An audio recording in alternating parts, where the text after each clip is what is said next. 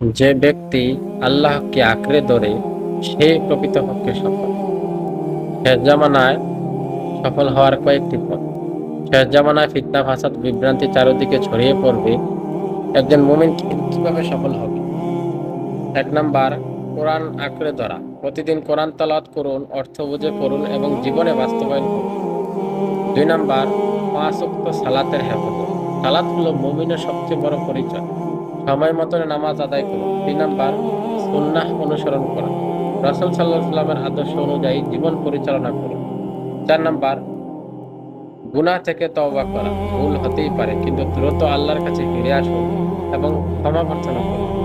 ৫ number, ভালো সঙ্গ গ্রহণ করা। নেককার মানুষের সঙ্গ ঈমানকে শক্তিশালী করে, আর খারাপ সঙ্গ ধ্বংসের দিকে নিয়ে যায়। ৬ নাম্বার, বেশি বেশি জিকির করা। সুবহানাল্লাহ, আলহামদুলিল্লাহ, আল্লাহু আকবার, ইস্তেগফার করতে থাকুন। ৭ নাম্বার, ধৈর্য ধারণ করা। শেষ জামানায় দ্বীনের উপর অটল থাকা কঠিন হবে। তাই ধৈর্যই সফলতার চাবিকাঠি। আল্লাহ আমাদের সবাইকে শেষ জামানার ফিতনা থেকে হেফাজত করুন এবং ঈমানের সাথে মৃত্যুবরণ করার তৌফিক দান করুন। নিজে সতর্ক হন এবং অন্যকে সতর্ক করার জন্য ভিডিওটা শেয়ার করে দিন।